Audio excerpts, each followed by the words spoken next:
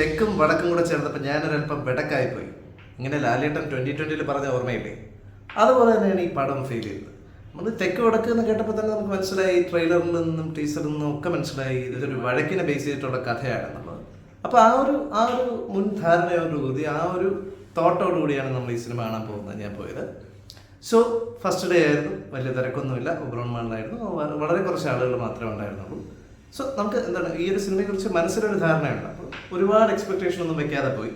രണ്ട് നല്ല performance സിനിമയിലുണ്ട്, വിനായകനും സുരാജും. So ആ ഒരു എക്സ്പെക്ടേഷൻ വെച്ചാണ് പോയത്. ഈ സിനിമ എഴുതിയിരിക്കുന്ന എസ് ഹരീഷാണ്, directed by Prem Shankar. So ഇവർ രണ്ടുപേരുമാണ് ഈ സിനിമയുടെ എന്താ പറയുക ഒരു മെയിൻ ആയിട്ടുള്ള സാധനം സൃഷ്ടിച്ചെടുത്തിരിക്കുന്നത്. പക്ഷേ ഇവർ രണ്ടുപേരും അല്ല സിനിമ നിൽക്കുന്നത്. സിനിമ കൈ കൊണ്ടുപോകുന്ന അല്ലെങ്കിൽ സിനിമ നമ്മളിലേക്ക് എത്തിക്കുന്നതും സിനിമ ഏറ്റവും കൂടുതൽ കണക്ട് ചെയ്യിക്കാൻ സഹായിക്കുന്നത് സുരാജും വിനായകനുമാണ്. ഇവരുടെ രണ്ടുപേരുടെയും പെർഫോമൻസ് ആണ്. നമുക്ക് സുരാജിനെ അറിയാം, വിനായകനെ അറിയാം. രണ്ട് പേരും നല്ല അവാർഡ് മേടിച്ചിട്ടുള്ള കിട്ടില്ല ആക്ടേഴ്സാണ്. സോ ഇത്രയും നല്ല രണ്ട് ജെംസ് ആയിട്ടുള്ള രണ്ട് ആക്ടേഴ്സിനെ കിട്ടിയിട്ട് അവരെ ഒരുപാട് എന്താ പറയുക യൂട്ടിലൈസ് ചെയ്തില്ല എന്ന് വേണം പറയാൻ. ഈ സിനിമയുടെ ഒരു പ്ലോട്ട് എന്ന് പറയുന്നത് ബേസിക്കലി രണ്ട് പേര് തമ്മിലുള്ള ഒരു വഴക്കാണ്. ഒരു സ്ഥലത്തിനെ ചൊല്ലിയിട്ട് രണ്ട് പേര് തമ്മിലുള്ള ഒരു വഴക്ക്. ചെറുപ്പം മുതലേ അവരുടെ അപ്പനപ്പന്മാരുടെ കാലം മുതൽക്കേ ആ വഴക്ക് ഇങ്ങനെ തുടർന്ന് പോകുന്നു എന്നുള്ളതാണ് കാണിക്കുന്നത്. ഒരു നോൺ ലീനിയർ പാറ്റേൺ ഇങ്ങനെ കഥ പറഞ്ഞു പോകുന്നുണ്ട്. ഇവരുടെ പാസ്റ്റ് എന്തായിരുന്നു ഒന്നും കാണിക്കുന്നില്ല. ഒരു റിട്ടയർഡ് ആയിട്ടുള്ള ഒരു ഇലക്ട്രിസിറ്റി ബോർഡിലെ ഒരു ഉദ്യോഗസ്ഥനാണ് നമ്മുടെ വിനായകൻ ചെയ്യുന്ന മാധവൻ എന്ന് പറഞ്ഞ ക്യാരക്ടർ. ഇംഗ്ലീഷ് ഭാഷയിൽ സംസാരിക്കാൻ ആഗ്രഹിക്കുകയും കൂടുതലും ഭയങ്കര പട്ടാള ചിട്ടയോടെ ജീവിക്കുക എന്നൊക്കെ പറയില്ല. മൊത്തത്തിൽ ഒരു പട്ടാളം ടൈപ്പ് ഒരു ക്യാരക്ടറാണ്. ഈ ഡൂഡിലൊക്കെ നമ്മൾ കണ്ടിട്ടുള്ള ഒരു സ്റ്റൈലിലുള്ള ഇംഗ്ലീഷ് ഉണ്ടല്ലോ, ആ ഒരു സ്റ്റൈൽ തന്നെയാണ് വിനായകൻ ഇത് പിടിച്ചിരിക്കുന്നത്. പക്ഷേ എന്താ പറയുക ആ ക്യാരക്ടറിന് യോജിക്കുന്ന രീതിയിൽ നന്നായിട്ട് ചെയ്തിട്ടുണ്ട്. സ്വന്തം പെങ്ങളോട് പോലും സ്വന്തം പെങ്ങളെ പേരെടുത്ത് വിളിക്കാതെ പോത്തേന്ന് വിളിക്കുകയും അത്രയ്ക്കൊരു ദേഷ്യക്കാരനായിട്ടുള്ള ഒരു ക്യാരക്ടറായിട്ട് വിനായകൻ നന്നായിട്ട് പെർഫോം ചെയ്തിട്ടുണ്ട്. അതാണ് ഞാൻ തമിഴിൽ പറഞ്ഞിരിക്കുന്ന പോലെ വിനായകൻ നന്നായിട്ട് സൂപ്പറായിട്ട് അഭിനയിച്ചിട്ടുണ്ട്. പക്ഷേ പ്രശ്നം എന്തെന്ന് വെച്ച് കഴിഞ്ഞാൽ ആ ക്യാരക്ടറിന് ഒരുപാട് അങ്ങോട്ട് പെർഫോം ചെയ്യാനായിട്ടില്ല, കുറച്ച് ഭാഗമേ ഉള്ളൂ സിനിമയിൽ. ദെൻ സുരാജിലേക്ക് വരികയാണെങ്കിൽ സുരാജിന്റെ ക്യാരക്ടറാണെങ്കിൽ ഇപ്പോൾ ഫസ്റ്റ് ഹാഫിൽ വിനായകൻ നിറഞ്ഞിരിക്കുന്നത്, സെക്കൻഡ് ഹാഫിൽ സുരാജ് നിറഞ്ഞിരിക്കുന്നത്. അങ്ങനെ വേണം നമുക്ക് പറയാം. സുരാജിന്റെ ക്യാരക്ടർ എന്ന് പറയുന്നത് ശങ്കുണ്ണി എന്ന് പറഞ്ഞ ഒരാളാണ്. വിനായകനായിട്ട് ചെറുപ്പകാലത്ത് സുഹൃത്തുക്കളായിരിക്കും, പിന്നെ ശത്രുക്കളായി മാറി, അങ്ങനത്തെ ഒരു ടൈപ്പ് ഓഫ് ഒരു ക്യാരക്ടറാണ്. പുള്ളി എന്ന് പറഞ്ഞാൽ ഒരു അരി ബേസ് ചെയ്തിട്ടുള്ള ബിസിനസ് നടത്തുന്ന ആളാണ്. സ്വന്തമായിട്ട് നമ്പൂതിരി ഒന്നും അല്ലെങ്കിലും നമ്പൂതിരി എന്ന് പറഞ്ഞിട്ടാണ് അരിയെ സെല്ല് ചെയ്യുന്നത്. അങ്ങനെയൊക്കെ ഒരു രസകരമായിട്ടുള്ള ക്യാരക്ടർ, വളരെ എന്താ പറയുക എന്റർടൈനിങ് ആയിട്ട് സുരാജൻ ചെയ്തു പോകുന്നുണ്ട്. അപ്പോൾ സിനിമയുടെ ബേസ് എന്ന് പറയുന്നത് സർക്കാസമാണ്.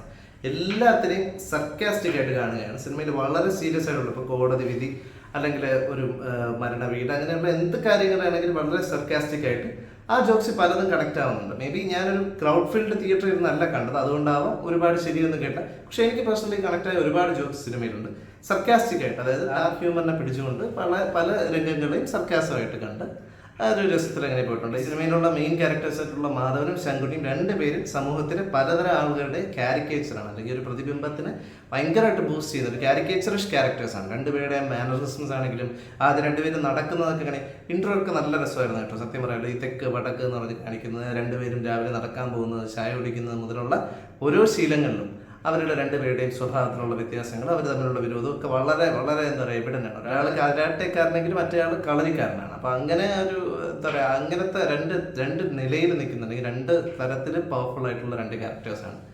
പിന്നീട് വരുന്ന ബാക്കി അസോസിയേറ്റഡ് ക്യാരക്ടേഴ്സ്, ഇപ്പോൾ ഭാര്യയാണെങ്കിലും ഈ നമ്മുടെ മക്കളാണെങ്കിലും കഥ മുന്നോട്ട് കൊണ്ടുപോകാനായിട്ട് വരുന്ന ബാക്കി ക്യാരക്ടേഴ്സ് ആണെങ്കിലും ഒന്നും കഥ എന്താ പറയുക ഇവരുടെ പെർഫോമൻസ് ലെവലിനെ മാച്ച് ചെയ്ത് നിൽക്കുന്നില്ല. സോ അവരൊക്കെ സിനിമയൊന്ന് പിന്നോട്ട് വലിക്കുന്നുണ്ട്.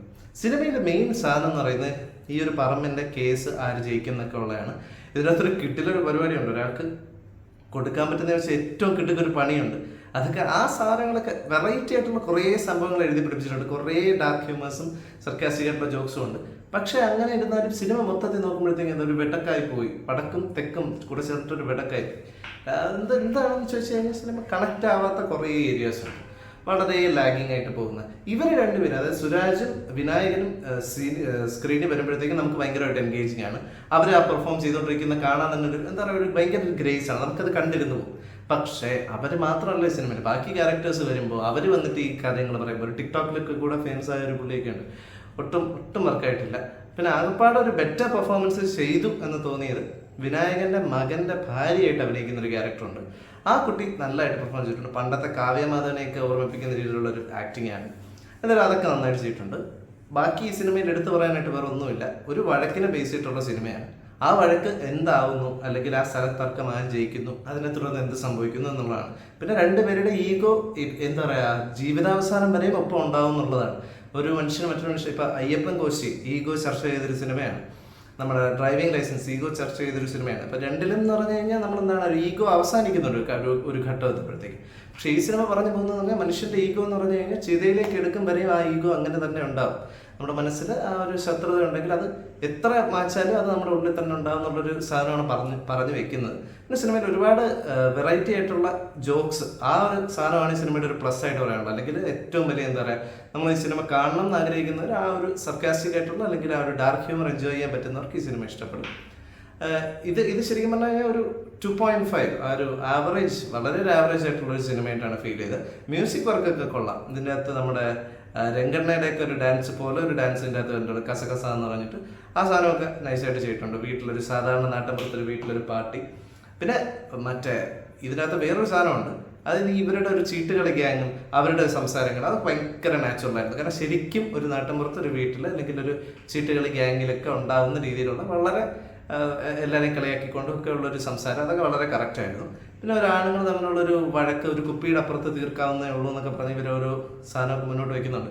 പിന്നെ കുറച്ച് പൊളിറ്റിക്കൽ സ്റ്റേറ്റ്മെൻറ്റ്സും കാര്യങ്ങളൊക്കെ ഉണ്ട്. എന്തായാലും കുഴപ്പമില്ല, ആ ഒരു സംഭവങ്ങളൊക്കെ ഓക്കെയാണ്. പക്ഷെ സിനിമ മൊത്തത്തിൽ നമ്മൾ ഒരു ഫുള്ളായിട്ടാണല്ലോ നോക്കേണ്ടത്. പെർഫോമൻസുകൾ സുരാജും വിനായകനും സൂപ്പർബായിട്ട് ചെയ്തിട്ടുണ്ടെങ്കിലും നമുക്ക് ആ പെർഫോമൻസുകളെ മാത്രം വെച്ചുകൊണ്ട് ഒരു സിനിമ സൂപ്പറാണെന്ന് പറയാൻ പറ്റില്ല. ഇവരുടെ രണ്ടുപേരുടെയും സൂപ്പർബായിട്ടുള്ള പെർഫോമൻസസ് ഉണ്ട്. പക്ഷെ സിനിമ വളരെ ഒരു ആവറേജ് ആയിട്ട് പോകുന്നൊരു സിനിമയാണ്. ഭയങ്കര ബൂസ്റ്റിംഗ് ഒന്നും ഭയങ്കര രസമായിട്ടോ ഒന്നുമില്ല. പിന്നെ നല്ലൊരു മ്യൂസിക്, സാം സീസിൻ്റെ മ്യൂസിക് നന്നായിട്ട് ചെയ്തിട്ടുണ്ട്. മ്യൂസിക് ഒന്നും കുഴപ്പമില്ല, ഓക്കെയാണ്. പക്ഷെ സിനിമ ഒന്ന് ഡൗൺ ആണ്. പിന്നെ എന്താ പറയുക, ഇവരുടെ രണ്ടുപേരുടെയും ഒരു രസകരമായിട്ടുള്ള അഭിനയവും എല്ലാം നമുക്ക് കാണാം. സുരാജിൻ്റെ ആണെങ്കിൽ ഒരു വെറൈറ്റി, ഒരു സ്ലാങ് പിടിച്ചുള്ള സംസാരം, ഒരു പല്ലൊക്കെ അഡീഷണൽ വെച്ചിട്ട്, വിനായകനാണെങ്കിൽ ഹെഡൊക്കെ ഒന്ന് ഷേവ് ചെയ്തൊരു വേറൊരു വ്യത്യസ്ത ലുക്കിലൊക്കെയാണ്. സോ നിങ്ങൾക്ക് അത്തരം പെർഫോമൻസ് കാണണം എന്നുണ്ടെങ്കിൽ ഉറപ്പായിട്ടും ഈ സിനിമ കാണുക. വീഡിയോ ഇഷ്ടമായെങ്കിൽ ലൈക്ക് ചെയ്യുക, ഫ്രണ്ട്സിനും ഫാമിലിക്കും എല്ലാവർക്കും ഷെയർ ചെയ്യുക. GJ Verse എന്ന് പറഞ്ഞ എൻ്റെ ഈ ചാനൽ ഒന്ന് സബ്സ്ക്രൈബ് ചെയ്യുക. മറ്റു വീഡിയോ കാണാം. അതുവരേക്കും ബൈ.